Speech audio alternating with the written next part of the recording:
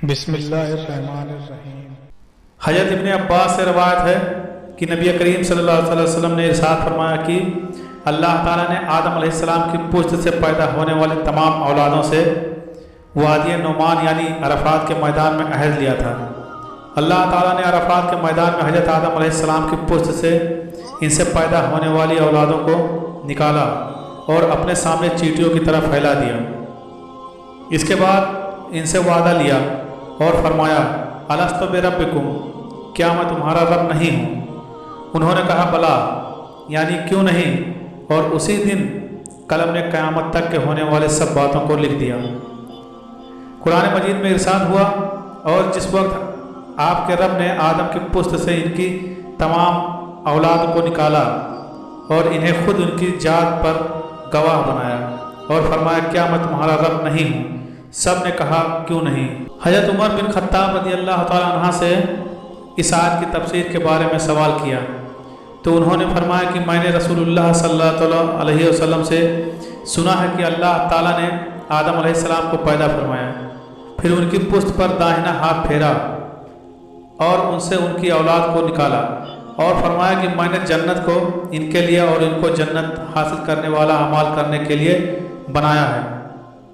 دوبارہ آدم علیہ السلام کی پشت پر ہاتھ پھیرا اور اس سے ان کی اولاد کو نکالا، فرمایا کہ میں نے دوزخ کو ان کے لیے اور ان کو دوزخ حاصل کرنے والے اعمال کرنے کے لیے پیدا کیا ہے۔ ایک صحابی نے سوال کیا یا رسول اللہ پھر عمل کی کیا ضرورت ہے؟ حضور صلی اللہ علیہ وسلم نے فرمایا کہ جب اللہ کسی انسان کو جنت کے لیے پیدا کرتا ہے اس سے جنتی اعمال کرواتا ہے، یہاں تک کہ وہ کسی جنت والے اعمال پر مر جاتا ہے جس کی وجہ سے اللہ تعالیٰ اسے جنت میں داخل کر دیتا ہے۔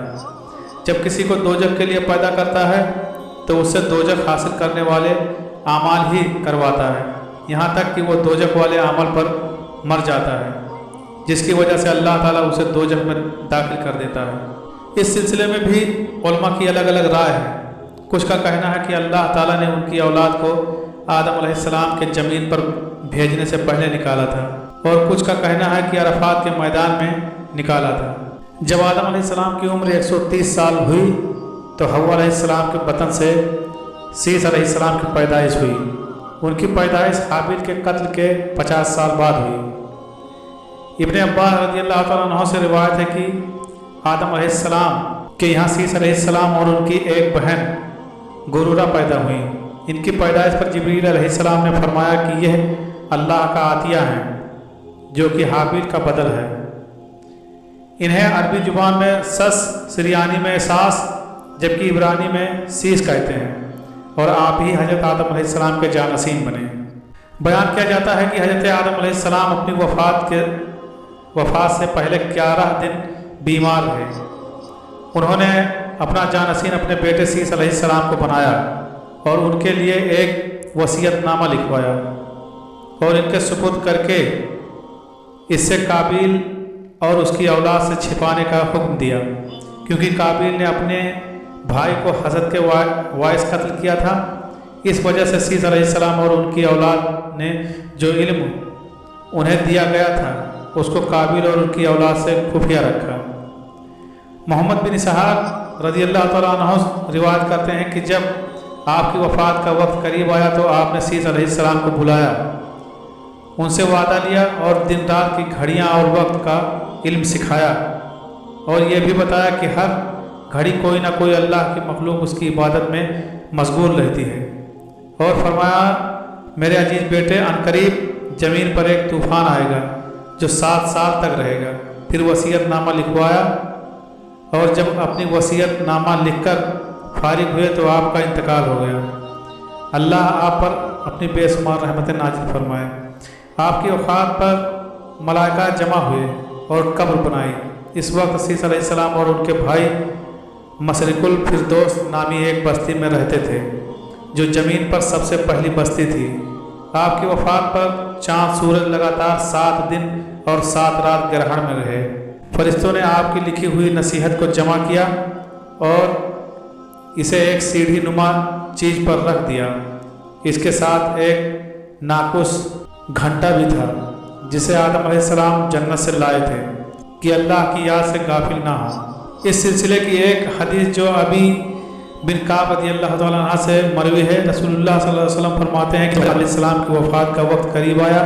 حوا علیہ السلام نے جب فرشتوں کو آتے دیکھا تو سمجھ گئیں اور آدم علیہ السلام کی طرف بڑھی۔ تب آدم علیہ السلام نے فرمایا میرے اور میرے خدا کے بھیجے ہوئے قاصدوں کے بیچ سے ہٹ جاؤ، تم سے تو روزانہ ملاقات ہوتی ہے، بلکہ تمہاری بات سے تو مصیبت پہنچی ہے۔ آپ کی روح قبض ہونے کے بعد فرشتوں نے انہیں بیری کے پتے اور پانی کے ساتھ طاق عدد کے مطابق غسل دیا، کفن میں بھی طاق عدد کا لحاظ رکھا، پھر لحد بنا کر سپرد خاک کیا اور فرمایا کہ ان کی اولاد میں بھی یہی طریقہ جاری رہے گا۔ ابن عباس رضی اللہ تعالیٰ عنہ سے مروی ہے کہ آپ کے انتقال کے بعد سیس علیہ السلام نے جبریل علیہ السلام سے کہا کہ آپ نماز جنازہ پڑھائیے، لیکن حضرت جبریل علیہ السلام نے سیس علیہ السلام سے فرمایا کہ آپ آگے بڑھیے۔ سیس علیہ السلام نے اپنے والد کے جنازے کی نماز پڑھائی اور انہوں نے 30 تکبیریں پڑھی، 5 تو نماز میں ضروری ہیں، باقی آپ کی فضیلت کے باعث۔ حضرت آدم علیہ السلام کے دفن کی جگہ پر علماء میں اختلاف ہے۔ کچھ اہل علم کا کہنا ہے کہ آپ کو جبل ابی قیس کی غار میں دفن کیا گیا جو مکہ میں ہے، جسے غار الکنج ہے۔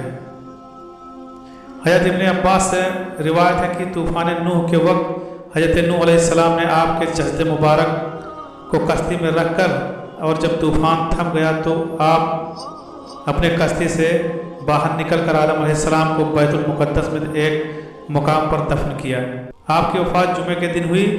حضرت حوا، حضرت ابن عباس رضی اللہ تعالیٰ عنہ سے مروی ہے کہ حضرت حوا کی وفات بوج نامی پہاڑی پر ہوئی اور آپ کی وفات آدم علیہ السلام کی وفات سے 1 سال بعد ہوئی۔ پھر آپ نے شوہر کے ساتھ ہی غار میں دفن ہوئی، اور جب طوفان نوح آیا تو نوح علیہ السلام نے دونوں کا جسد مبارک کشتی میں رکھ لیا اور دونوں کو بیت المقدس میں دفن کر دیا گیا۔